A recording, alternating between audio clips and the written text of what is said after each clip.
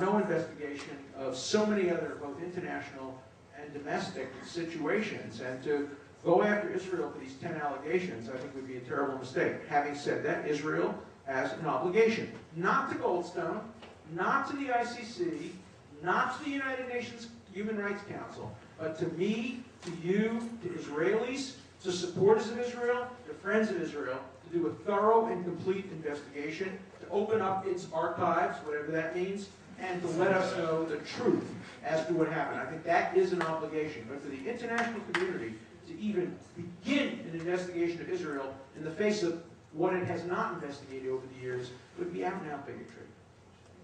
I would take your point. However, it seems as though this has fallen in the lap of the International Criminal Court. It's arguably, if it's going to pass through the Security Council, it seems as though in my instance, if you are a nation, you do have to protect yourself against terrorist attacks. What you really want to do is you want to ensure transparency and accountability. And it's my understanding that Israel took significant measures to block media and NGO access during this operation, which seems to fly in the face of any sort of transparency for these violations. Can you imagine any military having transparency during the operations?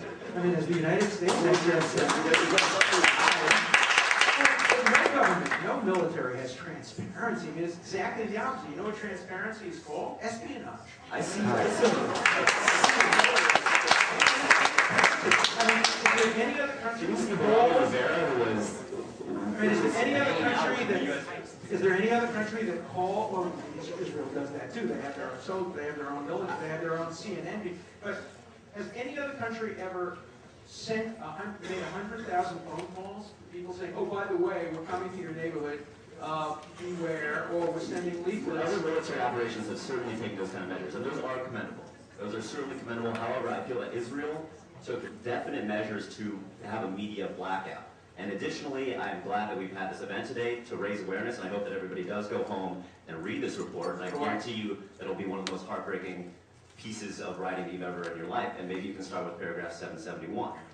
Well, I think everybody should read it, and should read it with a critical eye, and should understand that the testimony was given by people under the careful scrutiny and eye of Hamas, listening to every single word that was spoken.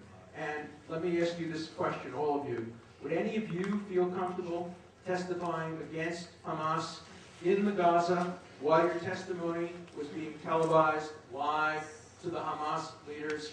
I don't think you even have to answer that question. So when you read the report, read it with when you read it, make sure you compare the parts that criticize the Palestinian government with the parts that criticize Israel. Look hard at the evidentiary criteria that are used. Ask yourself how the report uses evidence, for example, statements made by leaders. Ask how the report uses evidence of what happened as evidence of what was intended. And you'll see tremendous disparity between how the report analyzes anti-Israel allegations and anti-Hamas allegations. So I invite you to read the report, please. I think that's certainly a good idea, and I think that in the face of these heartbreaking and serious allegations, your behavior today is kind of grandstanding and childish and typical Dershowitz.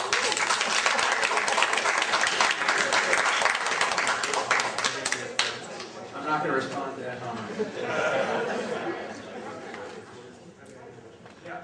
Dr. Dershowitz, I can't hear you. You laid a very strong foundation with one of your arguments against, the general arguments against the report by talking about the ratios between enemy combatants and civilians killed during the war. You mentioned two specific items, Prime Minister Churchill during World War II and Janine, and talk about that.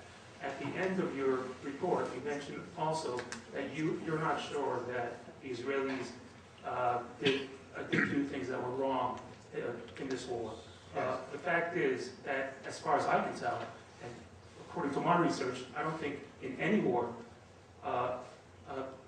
there has never been a war where there is nothing has been done in the wrong way, that it weren't according to the laws or the rules of engagement. So when you say at the end that you're not sure if this war was conducted according to the rules, according to the laws, international laws of war, what did you mean by that? Let me give you an example. So on the first day of the war, Israel willfully, deliberately, and with premeditation killed Palestinian policemen. Okay. Now, if the Palestinian policemen were civilians and qualified qualified as civilians, that would clearly be a war crime. If they were combatants, it would clearly not be a war crime. So what the report did is it just simply said, essentially, they were civilians. They ignored a statement made by one of the leaders of Hamas who said, we expect our policemen to take up arms against Israel if and when Israel invades, which would immediately qualify them as combatants. It ignored many, many other statements about the status of policemen. It ignored the fact that Hamas policemen are interchangeable. What happens is they're policemen from 9 to 5, many of them, and then become terrorists from 5 to 9. It would suggest that the United States and Russia, when it destroyed the Gestapo, committed a war crime. We know that the Gestapo, although it was a civilian police force, was clearly under the jurisdiction of the military. So that's a perfect example of where Israel might have been right, might have been wrong. The question is intent. The question, did Israel believe it was killing civilians, or did it believe it was killing combatants? There's no question it intended to kill these people wearing these uniforms who were under the auspices of Hamas. And the complicated question is whether they're combatants, whether they're civilians. Certainly on a continuum of civilianality, they're much closer to combatants than they are to civilians. They weren't crossing guards. They had Katyusha rifles. They were trained to fight against Israel. They swore to fight against Israel. And I believe they were combatants. I do think that the use of white phosphorus in densely populated areas near hospitals, although it's not a violation of international law, and the report says that, is wrong. And I think Israel should not use white phosphorus. I think the United States and Great Britain shouldn't use white phosphorus. They do. I don't think they should use cluster bombs. They do. I think that landmines raise very, very serious questions. These are all serious questions that a report could brilliantly have analyzed in a way that showed nuance. This report shows no nuance whatsoever. And therefore, the positive parts of the report are all going to be ignored by people who would like to take constructive criticism, because the central thrust of the report that Israel set out as part of its policy to kill as many civilians as possible is just so wrong. And everybody in Israel knows it's wrong. A friend of mine who knows Goldstone very well said he thought the report was intended to send a message to his friends in Israel, the people on the peace side. It's failed. Nobody in Israel is taking this report seriously because they all know its central thesis that the Israeli policymakers decided to maximize civilian casualties rather than the civilian casualties being collateral to military objects or being even disproportionate to military objects. That would be a fair point. There's one point in the report where they do say it was disproportionate when they sent mortars to attack fighters who were in dense areas. That is a fair point. And I think Israel should and will reconsider the use of mortars in urban combat. Because mortars are dumb bombs. They have much more sophisticated bombs.